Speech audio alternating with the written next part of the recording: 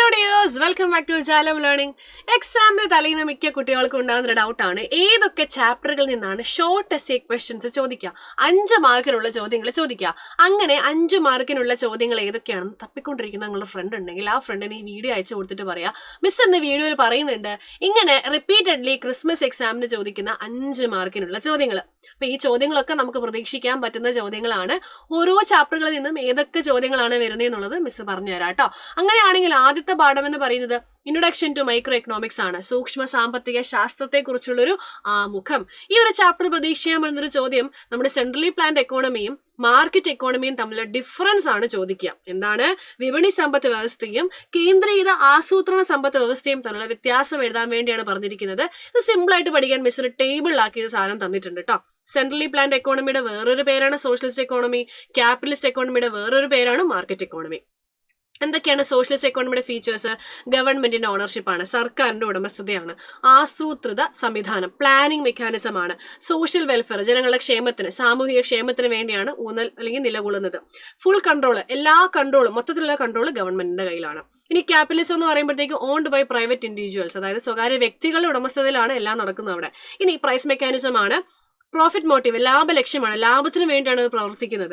ഇനി partial control ഭാഗികമായിട്ടുള്ള നിയന്ത്രണം മാത്രമേ ഗവൺമെന്റിന് അവിടെ ഉള്ളൂ. ഇനി ടേബിൾ പഠിച്ചു വെച്ചാൽ അങ്ങോട്ട് എഴുതി വെച്ച് കഴിഞ്ഞാൽ 5 മാർക്ക് കിട്ടും. ഇത്ര സിമ്പിൾ ആണല്ലേ. അടുത്ത ചാപ്റ്റർ എന്ന് പറയുന്നത് തിയറി ഓഫ് കൺസ്യൂമർ ബിഹേവിയർ ആണ് അല്ലെ. കൺസ്യൂമറിന്റെ ബിഹേവിയറിനെ ഒക്കെ പറ്റി പഠിക്കുന്ന ഒരു ചാപ്റ്റർ ആണ്. ഇവിടെ ചോദിക്കുന്ന ഒരു ചോദ്യം കൺസ്യൂമർ ഇക്വിലിബ്രിയം എന്നത് എക്സ്പ്ലെയിൻ ചെയ്ത് എഴുതാൻ പറയുന്നുണ്ട്. അതേപോലെ തന്നെ വിത്ത് the help of a diagram എന്നാണ് ചോദിക്കുക. ഡയഗ്രാം വരച്ചിട്ട് എക്സ്പ്ലെയിൻ ചെയ്യാം. മിക്ക കുട്ടികളും ഡയഗ്രാം വരച്ച് വെച്ചിട്ട് പോകും. ഡയഗ്രാം എന്ന് പറഞ്ഞിട്ട് വിത്ത് the help of a diagram എന്നാണ് ചോദിച്ചിരിക്കുന്നത്. ഡയഗ്രത്തിന്റെ സഹായത്തോടു കൂടെ എഴുതാൻ. അപ്പൊ ആദ്യമേ എന്താണ് കൺസ്യൂമർ ഇക്വിലിബ്രിയം എന്ന് എഴുതി വെക്കണം. ഇതിന് ശേഷം മാത്രമേ എന്ത് ചെയ്യാൻ വേണ്ടി പാടുള്ളൂ, ഡയഗ്രാം വരയ്ക്കാൻ വേണ്ടി പാടുള്ളൂ. എന്താണ് consumer equilibrium? Budget line indifference കർവിന് ടാൻജന്റ് ആകുന്ന പോയിന്റിനെയാണ് നമ്മൾ എന്ത് വിളിക്കുന്നത്? കൺസ്യൂമർ ഇക്വിലിബ്രിയം എന്ന് പറയുന്നത്. ഇവിടെ കൺസ്യൂമർ എന്ന് പറയുന്നത് ഭയങ്കര സന്തോഷത്തിലായിരിക്കും, അതായത് പരമാവധി സാറ്റിസ്ഫാക്ഷൻ അറ്റൈൻ ചെയ്യുന്ന ഒരു പോയിന്റ് ആണ് കൺസ്യൂമറിന്റെ ഇക്വിലിബ്രിയം എന്ന് പറയുന്നത്. ഓക്കെ ആണോ? റെഡി ആണോ? അങ്ങനെയാണെങ്കിൽ എങ്ങനെ വരയ്ക്കും? ബഡ്ജറ്റ് ലൈൻ നിങ്ങൾക്ക് കാണാം, AB എന്നാണ് ബഡ്ജറ്റ് ലൈനിന്റെ പേര്. IC2ലുള്ള E എന്ന് പറഞ്ഞ പോയിന്റ് ആണ് കൺസ്യൂമർ ഇക്വിലിബ്രിയം. എന്തുകൊണ്ട് സിയും ഡിയും നമ്മൾ എടുത്തില്ല? അത് ബഡ്ജറ്റ് ലൈനെ ടച്ച് ചെയ്യുന്ന പോയിന്റ് അല്ലേ. പക്ഷെ ഹയർ ഇൻഡിഫറൻസ് കർവ് അല്ലേ ഹയർ സാറ്റിസ്ഫാക്ഷൻ തരുന്നത്. സോ IC2ലുള്ള E എന്ന് പറഞ്ഞ പോയിന്റ് മാത്രമല്ലേ നമുക്ക് എടുക്കാൻ വേണ്ടി പറ്റുള്ളൂ. പിന്നെ അതേപോലെ നിങ്ങൾ നോക്കിക്കഴിഞ്ഞാല് ഈ ഇൻഡിഫറൻസ് കർവിൽ എല്ലാ പോയിന്റുകളും സെയിം സാറ്റിസ്ഫാക്ഷൻ തരുന്ന പോയിന്റുകളാണ്. അപ്പൊ സിയും ഡിയും സെയിം സാറ്റിസ്ഫാക്ഷൻ തരുന്ന പോയിന്റുകളാണ്. ഒരു കൺസ്യൂമർ ഒരു ഇക്വിലിബ്രിയം ഉണ്ടാവുള്ളൂ, 2 ഇക്വിലിബ്രിയം ഉണ്ടാവും. അതുകൊണ്ട് ഇതെല്ലാം മീറ്റ് ചെയ്യുന്ന E എന്ന് പറഞ്ഞ പോയിന്റ് ആണ് കൺസ്യൂമർ ഇക്വിലിബ്രിയം എന്ന് പറയുന്നത്.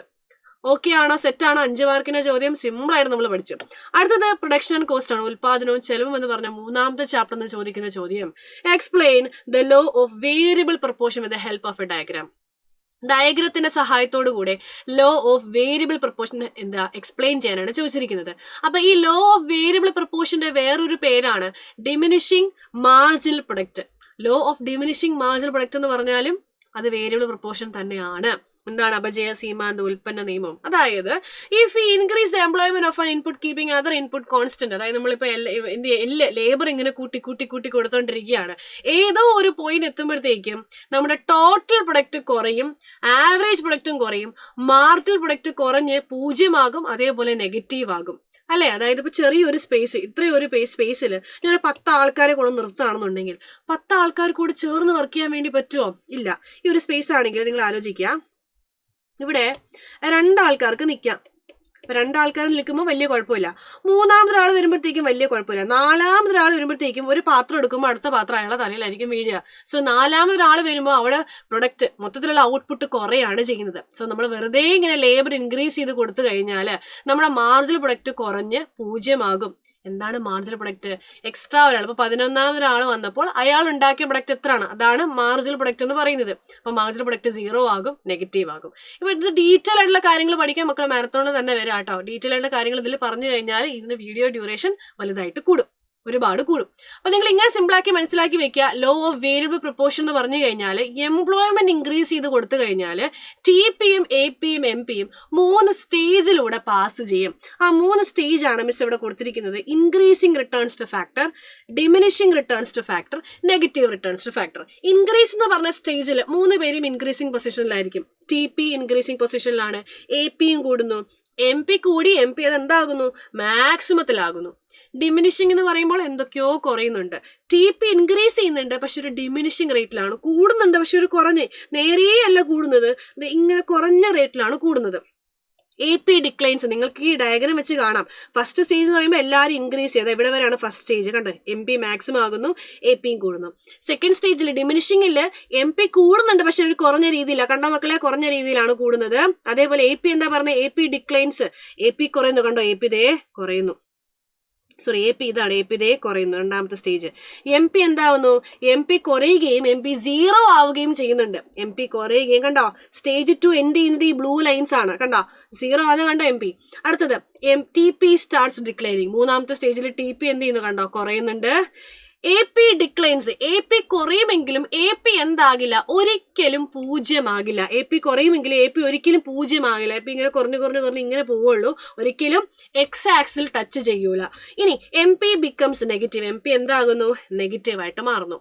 അപ്പൊ ഈ 3 സ്റ്റേജസ് അങ്ങോട്ട് എക്സ്പ്ലെയിൻ ചെയ്ത് വെക്കുക. ഡയഗ്രം ഇതേപോലെ വരച്ച് വെക്കുക. ആദ്യം ഡയഗ്രം വരയ്ക്കാൻ അറിയണം, TP AP MP എവിടെയാണെന്ന് അറിയണം, എന്നാൽ മാത്രമേ ടേബിൾ വരച്ചിട്ട് കാര്യമുള്ളൂ. സോ ഡയഗ്രം വരയ്ക്കുക, എന്താണ് law of variable proportion explain ചെയ്യുക, അതിനുശേഷം 3 സ്റ്റേജസ് എക്സ്പ്ലെയിൻ ചെയ്ത് വെക്കാം. ഇത് ചിലപ്പോഴൊക്കെ 8 മാർക്കിലും ചോദിച്ചു കണ്ടിട്ടുണ്ട് കേട്ടോ. ഇനി theory of the firm under perfect കോമ്പറ്റീഷനിൽ ചോദിക്കുന്ന ഒരു ചോദ്യമാണ്, define price elasticity of supply. സപ്ലൈയുടെ വില ഇലാസ്തികത എക്സ്പ്ലെയിൻ ചെയ്യാൻ വേണ്ടിയിട്ട്. അതേപോലെ തന്നെ ഒരു പ്രോബ്ലം ടൈപ്പ് ഓഫ് ചോദ്യവും ഇവിടെ തന്നിട്ടുണ്ട് അല്ലെ. എന്താണ്, പെന്നിന്റെ പ്രൈസ് 5 നിന്നും 10 ആയിട്ട് കൂടുമ്പോൾ മാർക്കറ്റ് സപ്ലൈ എന്താകുന്നു, 1000 നിന്ന് 1200 ആയിട്ട് കൂടുന്നു. ഇതിന്റെ വില ഇലാസ്തികത കണ്ടുപിടിക്കാനാണ് പറഞ്ഞിരിക്കുന്നത്. അപ്പൊ ഇങ്ങനൊരു ചോദ്യം വന്നാൽ ആദ്യം എന്താണ് പ്രൈസ് ഇലാസ്റ്റിസിറ്റി എന്ന് എഴുതി വെക്കുക. എന്താണ് വില ഇലാസ്തികത എന്ന് പറയുന്നത്, it is defined as the degree of responsiveness of quantity supplied of a commodity with respect to change in its price. അതായത് പ്രൈസിൽ ഒരു ചേഞ്ച് സംഭവിക്കുമ്പോൾ എങ്ങനെയാണ് സപ്ലൈ ആ പ്രൈസിന്റെ ചേഞ്ചിനോട് റിയാക്ട് ചെയ്യുന്നത്. 5 ഡിഗ്രി പഠിച്ചു, elastic in elastic, perfectly elastic, perfectly in elastic, unitary elastic, ഈ 5 elastic ഓർമ്മയുണ്ടല്ലോ. അങ്ങനെയാണെങ്കിൽ ഇതിന്റെ ചോദ്യം ചോദിക്കുന്ന ഇങ്ങനത്തെ ഒരു ചോദ്യം ഉണ്ടല്ലോ, ഇത് ഏത് മെത്തേഡാണ് മക്കളെ, പെർസെൻറ്റേജ് മെത്തേഡാണ്. പെർസെൻറ്റേജ് മെത്തേഡിലാണ് ചോദ്യം വന്നിരിക്കുന്നത്. അപ്പം ഇങ്ങനെയാണ് ചോദ്യം. കുറെ നമ്പേഴ്സ് ഉണ്ടെങ്കിൽ നമ്മുടെ ഇക്വേഷൻ എന്ന് പറയുന്നത് delta Q by delta P into P by Q. Delta Q എന്ന് പറയുന്നത് ക്വാണ്ടിറ്റിയിൽ ഉണ്ടായ ചേഞ്ച് ആണ്. ക്വാണ്ടിറ്റിയിൽ ഉണ്ടായ ചേഞ്ച് 1000 നിന്ന് 1200 ആയി, 200 ആണ് കൂടിയത്.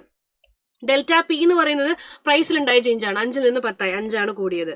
ഇൻറ്റു P എന്ന് പറയുന്നത് ഇനീഷ്യൽ പ്രൈസ് 5 ആണ്. ഇനീഷ്യൽ ക്വാണ്ടിറ്റി എത്രയാണ്, 1000 ആയിരുന്നു. സിംപ്ലിഫൈ ചെയ്താ പോരെ.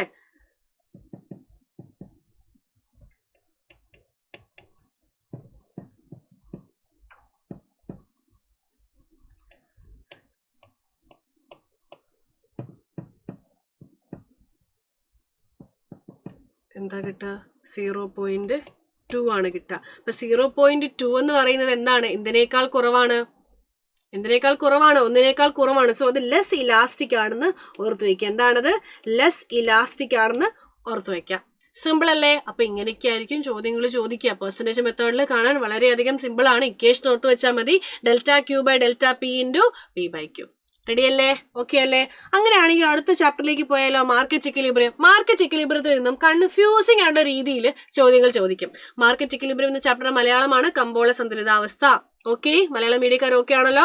അങ്ങനെയാണെങ്കിൽ ഇവിടെ ഒരു ചോദ്യമുണ്ട്, total quantity of fish supplied in the market is affected as a result of the announcement of trolling ban during the month of June-July by the government. Graphically illustrate its effect on equilibrium price and quantity of fish bought and sold in the season. അയ്യോ, ഇങ്ങനത്തെ ഒരു ചോദ്യം നിങ്ങൾ പഠിച്ചിട്ടുണ്ടോ? ഇവിടെ simply shift in demand and സപ്ലൈയുടെ application ലെവലുള്ള ചോദ്യമാണ് ചോദിച്ചിരിക്കുന്നത്. അപ്പൊ നിങ്ങളോട് ഒരിക്കലും ഡിമാൻഡ് ലെഫ്റ്റിലേക്ക് ഷിഫ്റ്റ് ചെയ്യുന്നു, അതെങ്ങനെയാണ് ഇക്വിലിബ്രിയം പ്രൈസിലും ക്വാണ്ടിറ്റിയിലും മാറ്റങ്ങൾ ഉണ്ടാക്കുന്നത്, ഇങ്ങനെ ചോദിക്കൂല. ഇങ്ങനെ കൺഫ്യൂസിംഗ് ആയിട്ടായിരിക്കും ചോദിക്കുക. അപ്പൊ മക്കൾ ആദ്യം ശ്രദ്ധിക്കുക, ട്രോളിംഗ് ബാൻ ആണ്. അതായത് മീൻ പിടിക്കാൻ വേണ്ടി പോവാൻ പറ്റില്ല. എന്ന് പറഞ്ഞു കഴിഞ്ഞാൽ മീനിന്റെ സപ്ലൈ കുറയുക എന്നുള്ള അർത്ഥം. അപ്പൊ സപ്ലൈ കുറയുന്നതാണ് സിറ്റുവേഷൻ. എന്താണ്, സപ്ലൈ കുറയുന്നതാണ് സിറ്റുവേഷൻ. ഇപ്പൊ സപ്ലൈ കർവ് കുറയാന്ന് പറഞ്ഞാൽ സപ്ലൈ കർവ് എങ്ങോട്ടാ ഷിഫ്റ്റ് ചെയ്യുക, ലെഫ്റ്റ് വേർഡ് ഷിഫ്റ്റ് ആണ് ചെയ്യുക. മുകളിലേക്ക് ഷിഫ്റ്റ് ചെയ്യും. അങ്ങനെ സപ്ലൈ മാത്രമേ, ഡിമാൻഡ് എന്തെങ്കിലും മാറ്റം ഉണ്ടോ? ട്രോളിംഗ് ബാൻ ആണെന്ന് പറഞ്ഞ് നമ്മൾ മീൻ കഴിക്കാതിരിക്കുക. നമ്മുടെ ഡിമാൻഡ് സെയിം തന്നെയാണ്. ഡിമാൻഡ് കർവിന് യാതൊരു വിധത്തിലുള്ള മാറ്റമില്ല. ഫിഷിന്റെ സപ്ലൈ എന്ത് ചെയ്യുന്നു? കുറയുന്നു എന്ന് പറഞ്ഞു കഴിഞ്ഞാൽ സപ്ലൈ മുകളിലേക്ക് ഷിഫ്റ്റ് ചെയ്യുന്നു. മക്കൾ ശ്രദ്ധിക്കുക, ഡയഗ്രാം നോക്കുക. ആദ്യത്തെ ഡിമാൻഡ് DD, ആദ്യത്തെ സപ്ലൈ SS, അവിടെ ഉണ്ടായ ഇക്വിലിബ്രിയം ആണ് E, അവിടെ ഉണ്ടായ പ്രൈസ് ആണ് P, അവിടെ ഉണ്ട ക്വാണ്ടിറ്റി ആണ് Q. ഇനി total quantity of fish supplied എന്ത് ചെയ്തു? കുറഞ്ഞു അല്ലെ? ട്രോളിംഗ് ബാൻ കാരണം കുറഞ്ഞു. ജൂൺ ജൂലൈ മാസങ്ങളിൽ ട്രോളിംഗ് ബാൻ ഉണ്ടാവുന്ന മഴ കൂടുതൽ ഉണ്ടായത് കൊണ്ടാണ്. കുറഞ്ഞു എന്ന് പറയുമ്പോഴത്തേക്ക് ഇത് S1 മേലേക്ക് ഷിഫ്റ്റ് ചെയ്തു. കുറഞ്ഞു, സപ്ലൈ കുറഞ്ഞു. സപ്ലൈ കുറയുമ്പോൾ എന്താ സംഭവിക്കുന്നത്? ഇക്വിലിബ്രിയം പ്രൈസ് കൂടുകയും ഇക്വിലിബ്രിയം ക്വാണ്ടിറ്റി കുറയുകയാണ് ചെയ്യുന്നത്. ഒരു സാധനത്തിന്റെ സപ്ലൈ കുറഞ്ഞു കഴിഞ്ഞാല് പൊതുവെ അതിന്റെ ഇക്വിലിബ്രിയം പ്രൈസ് കൂടി. അപ്പൊ ഇക്വിലിബ്രിയം ക്വാണ്ടിറ്റി എന്ത് ചെയ്തു? ക്വാണ്ടിറ്റി പ്രൊവൈഡ് ചെയ്യാൻ വേണ്ടി പറ്റുന്നു, ഇക്വിലിബ്രിയം ക്വാണ്ടിറ്റി കുറഞ്ഞു. So when supply shift left word shift ചെയ്തിട്ട് ഡിമാൻഡ് സെയിം ആണെങ്കിൽ അവിടെ എന്താ സംഭവിക്കുന്നത്? ഇക്വിലിബ്രിയം പ്രൈസ് കൂടുകയും ഇക്വിലിബ്രിയം ക്വാണ്ടിറ്റി കുറയുകയാണ് ചെയ്യുന്നത്. ഒരു സാധനത്തിന്റെ സപ്ലൈ കുറയുമ്പോൾ അതിന്റെ വില എന്തായാലും കൂട്ടും. കുറച്ച് സാധനമേ ഉള്ളൂ, അപ്പൊ ഡിമാൻഡ് നമുക്ക് നല്ല ഡിമാൻഡ് ഉണ്ടല്ലേ, അപ്പൊ പ്രൈസ് കൂട്ടും. അങ്ങനെ ചിന്തിച്ചാൽ മതി. സോ ഇവിടെ ചിന്തിക്കേണ്ടത് ഡിമാൻഡിന് യാതൊരു വിധത്തിലുള്ള ചേഞ്ചും ഇല്ല. ചില കുട്ടികൾ ഡിമാൻഡിലൊക്കെ ചേഞ്ച് വരയ്ക്കും. ഇതിങ്ങനെ ആലോചിച്ചിട്ട് ഇത് ഏത് ചാപ്റ്ററിലെ ചോദ്യമാണെന്ന് മനസ്സിലാത്ത ആൾക്കാരുണ്ടാവും. സപ്ലൈ എന്ന് കേട്ട് കഴിഞ്ഞാൽ നേരെ തിയറി ഓഫ് ഫോമിലേക്ക് പോകും. പക്ഷേ ഇത് മാർക്കറ്റ് ഇക്വിലിബ്രിയത്തിലെ shift in demand and supply എന്ന് ചോദിച്ചിരിക്കുന്ന ചോദ്യമാണ്. ഓക്കെ, ക്ലിയർ ആയോ? ഇനി നമുക്ക് മാക്രോ എക്കണോമിക്സിലേക്ക് പോയാലോ? ഇൻട്രൊഡക്ഷൻ ടു മാക്രോ എക്കണോമിക്സ്, സ്ഥൂല സാമ്പത്തിക ശാസ്ത്രത്തിനൊരു ആമുഖം. ഈ ചാപ്റ്റർ ചോദിക്കുന്നത് ഗ്രേറ്റ് ഡിപ്രഷനെ പറ്റിയാണ്. 4 മാർക്കിനാണ് ചോദിച്ചു കണ്ടുള്ളത്, എന്നാൽ ചിലപ്പോൾ 5 മാർക്കിനും ചോദിക്കാൻ സാധ്യതയുണ്ട്. എന്താണ് ഗ്രേറ്റ് ഡിപ്രഷൻ? ഗ്രേറ്റ് ഡിപ്രഷൻ എന്ന് പറയുമ്പോഴത്തേക്കും അവിടെ ഡിമാൻഡ് ഫോർ ഗുഡ്സിന്, അതായത് സാധനങ്ങളുടെ ഡിമാൻഡ്, അവർക്ക് ആർക്കും സാധനങ്ങളൊന്നും വേണ്ട. മെനി ഫാക്ടറീസ് വെ ലൈങ് ഐഡിയൽ. എന്തുകൊണ്ടാണ് സാധനങ്ങൾ വേണ്ടാത്തത്? കയ്യിൽ പൈസ ഇല്ല. വർക്കേഴ്സ് വെ ത്രോൺ ഔട്ട് ഓഫ് ജോബ്. ആൾക്കാർ എന്ത് ചെയ്ത്? ജോലി ഇന്ന് പിരിച്ചു വിട്ടു. അവർക്ക് ശമ്പളം കൊടുക്കാനില്ല, അവന് പിരിച്ചു വിട്ടു അവരെ.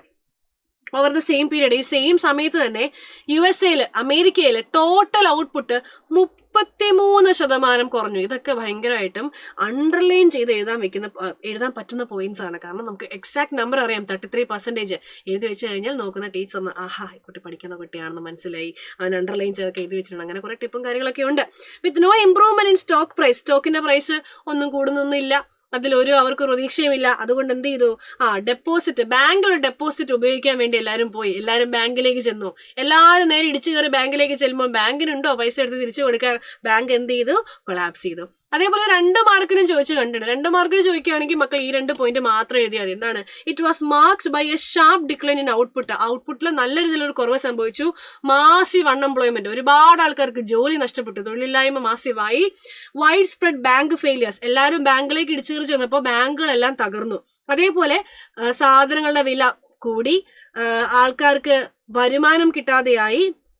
ഇന്റർനാഷണൽ ട്രേഡ്, അന്താരാഷ്ട്ര വ്യാപാരമൊക്കെ കൊളാപ്സ്ഡ് ആയി. എല്ലാം മൊത്തത്തിൽ എക്കണോമി ഒരു വലിയ പ്രശ്നത്തിലൂടെ, ഒരു സാമ്പത്തിക മാന്ദ്യത്തിലൂടെ ഒക്കെ കടന്നു പോകുന്ന ഒരു സിറ്റുവേഷൻ ആണ് നമ്മൾ കണ്ടത്. അതാണ് ഗ്രേറ്റ് ഡിപ്രഷൻ. ഗ്രേറ്റ് ഡിപ്രഷൻ 4 മാർക്കിനാണ് ചോദിക്കുക. എന്നാലും 5 മാർക്ക് പ്രതീക്ഷിക്കുന്ന രീതിയിൽ നമുക്ക് എന്ത് ചെയ്യാം? പഠിച്ചു വെക്കാം. അപ്പൊ ഇത്രയും പോയിന്റ്സ് പഠിച്ചു വെച്ചാൽ മതി. അടുത്ത നാഷണൽ ഇൻകം അക്കൗണ്ടിംഗ് ആണ്. നാഷണൽ ഇൻകം അക്കൗണ്ടിംഗ് ചോദിക്കാൻ സാധ്യതയുള്ള ചോദ്യം പ്രോബ്ലം ആണ്. GDP MP അല്ലെങ്കിൽ GNP MP അല്ലെങ്കിൽ NDP MP, അങ്ങനെ കുറെ MP FCകളും കണ്ടുപിടിക്കാനാണ് ചോദിക്കുക. ഇവിടെ ഒരു ചോദ്യം ഉണ്ട്, calculate GDP MP and GNP MP. Okay, GDPയും GNPയും കണ്ടുപിടിക്കണം. C ഉണ്ട്, I ഉണ്ട്, G ഉണ്ട്, X ഉണ്ട്, M ഉണ്ട്. കണ്ടുപിടിച്ചൂടെ? ഇപ്പം നമുക്കറിയാം നാഷണൽ ഇൻകം അക്കൗണ്ടിങ്ങില് 3 മെത്തേഡുകളുണ്ട്. Product method, income method, expenditure method. ഈ 3 മെത്തേഡുകളിലൂടെയും കണ്ടുപിടിക്കുന്നത് എന്താണ്? GDP MP ആണ്. സോ GDP MP കണ്ടുപിടിക്കാൻ ചോദിച്ചു കഴിഞ്ഞാൽ നിങ്ങൾ ഉപയോഗിക്കേണ്ടത് നമ്മുടെ C+. എന്താണ് തന്നിട്ടുള്ളത് നോക്കിയിട്ടാണ് ഉപയോഗിക്കേണ്ടത്. വെറുതെ C+ എടുക്കുക. ചിലപ്പം GVA, ഗ്രോസ് വാല്യൂ ആഡ് ആയിരിക്കും കണ്ടുപിടിക്കേണ്ടത്. ചിലപ്പം R+W+IN ആയിരിക്കും കണ്ടുപിടിക്കേണ്ടത്. മിസ് പറയുന്നത് ഈ 3 മെത്തേഡിലൂടെയും കണ്ടുപിടിക്കുന്നത് GDP MP ആണ്. പക്ഷെ നാഷണൽ ഇൻകം എന്ന് പറയുന്നത് അത് NNP FC ആണ്. അപ്പൊ കുറച്ച് ഡൗട്ട് തോന്നിയില്ലേ? നിങ്ങൾ ഇങ്ങനെ മാത്രം ആലോചിച്ച് വെക്കുക. 3 മെത്തേഡിലൂടെയും കണ്ടുപിടിക്കുന്ന സാധനം GDP MP ആണ്. നാഷണൽ ഇൻകം എന്താണെന്ന് ചോദിച്ചാൽ അത് NNP FC ആണ്. നാഷണൽ ഇൻകം എന്താണെന്ന് ചോദിച്ചാൽ അത് NNP FC ആണ്. പക്ഷെ 3 മെത്തേഡിലൂടെയും കണ്ടുപിടിക്കുന്നത് GDP MP ആണെന്ന് മനസ്സിലാക്കി വെക്കുക. ഓക്കെ, അപ്പൊ നമുക്ക് കാൽക്കുലേറ്റർ എടുക്കാം. കാൽക്കുലേറ്റർ എടുത്തിട്ട് നമുക്ക് C എത്രയാണ്? C 20,000 ആണ്. 20,000 പ്ലസ് I എത്രയാണ്? Investment, private final investment 10,000, 10,000 plus G എത്രയാണ്? Government expenditure 15,000. X export 800. Import 1500. So ഇതൊക്കെ ആഡ് ചെയ്തിട്ട് 1500 കുറയ്ക്കുക. 20,000 പ്ലസ് 10,000, 30,000 പ്ലസ് 15,000 അല്ലേടാ, 15,000 ഒരു 0 കുറഞ്ഞു, 15,000 പ്ലസ് 800 മൈനസ് 1,500. 44,300 ആണ് GDP MP കിട്ടുക. ഇനി പറഞ്ഞിരിക്കുന്നത് GNP MP കണ്ടുപിടിക്കാനാണ്. തന്നിരിക്കുന്ന കിട്ടിയ GDP MPന്റെ കൂടെ ഡൊമസ്റ്റിക് ആണ്, നാഷണൽ ആക്കണമെങ്കിൽ NFI ആഡ് ചെയ്യുക. 44,300 plus net factor income from അവരോട് 1,300 ആണ്.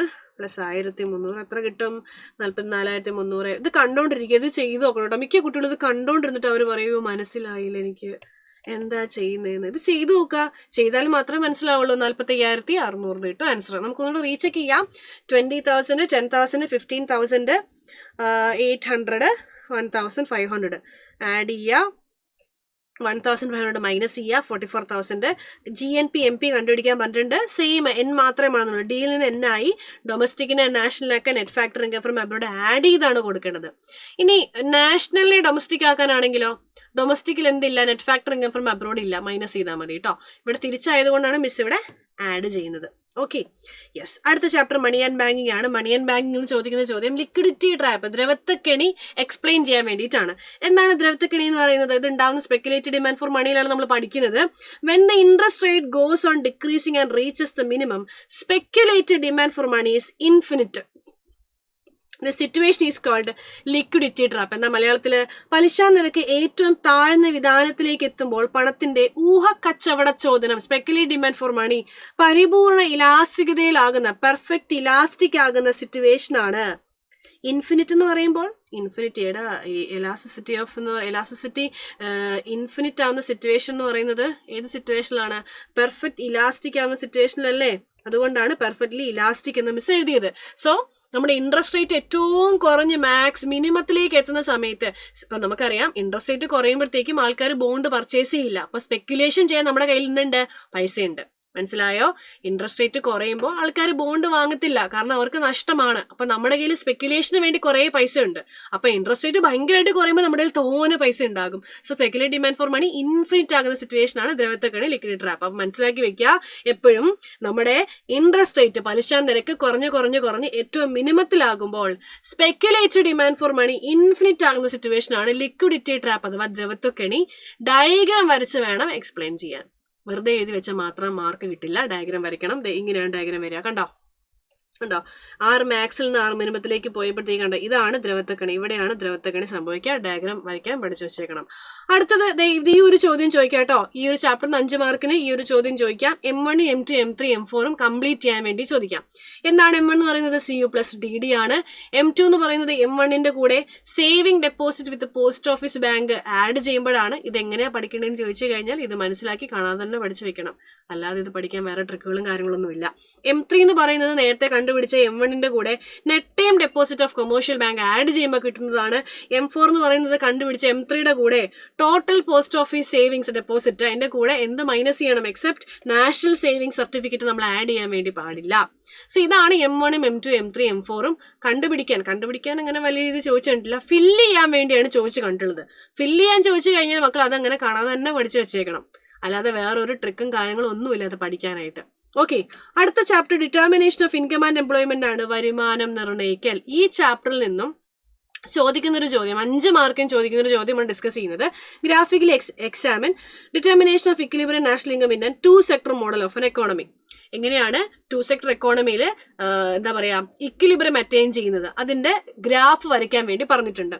പിന്നെ ഓട്ടോണോമസ് എക്സ്പെൻഡിച്ചർ കൂടിക്കഴിഞ്ഞാൽ, ഓട്ടോണോമസ് എക്സ്പെൻഡിച്ചർ എന്ന് പറയുമ്പോൾ C ബാറും I ബാറും ഉണ്ട്, അത് കൂടിക്കഴിഞ്ഞാൽ എങ്ങനെയാണ് നാഷണൽ ഇൻകം അല്ലെങ്കിൽ 2 സെക്ടർ മോഡൽ ഇക്വിലിബ്രിയത്തിന് എന്താണ് സംഭവിക്കുക എന്ന് ചോദിച്ചിട്ടുണ്ട്. സോ ഫസ്റ്റ് വരയ്ക്കേണ്ടത് 2 സെക്ടർ എക്കോണമിയിൽ ഇക്വിലിബ്രിയം കണ്ടുപിടിക്കുന്ന ഡയഗ്രമാണ്. അപ്പൊ എങ്ങനെയാ ഉണ്ടാവുക? AS അഗ്രിഗേറ്റ് സപ്ലൈ 45 ഡിഗ്രി ലൈനാണ്. AD എന്ന് പറയുന്നത് കണ്ടോ, AD കണ്ടോ, ഇവ തമ്മിൽ കൂട്ടിമുട്ടുന്ന സ്ഥലമാണ് ഇക്വിലിബ്രിയം. സിമ്പിൾ.